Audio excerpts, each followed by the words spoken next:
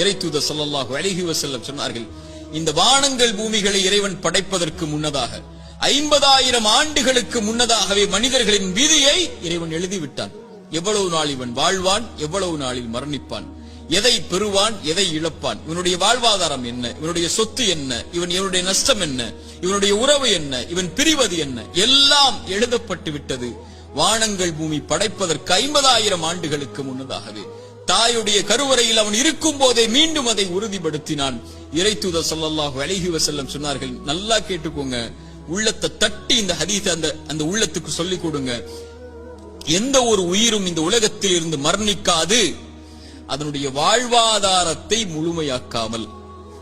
சுப்ஹானல்லாஹ், மீண்டும் சொல்கிறேன், எந்த ஒரு உயிரும் இந்த உலகத்தில் இருந்து மரணிக்காது அதனுடைய வாழ்வாதாரத்தை முழுமையாக்காமல். இவன் எதை பெறுவான், எதை இழப்பான், இவனுடைய சொத்து என்ன, இவனுடைய செல்வம் என்ன. ஒரு மனிதன் தன்னுடைய கடைசி சொட்டு தண்ணீரை அருந்தும் வரை, ஒரு மனிதன் தன்னுடைய சுவாச காற்றின் கடைசி மூச்சை இறைவன் எழுதியதின்படி சுவாசிக்கும் வரை மரணம் வராது. ஏன் பயப்படுகிறாய் எதிர்காலத்தை பற்றி? இது எழுதப்பட்டு விட்டது உன்னுடைய வாழ்வாதாரம்.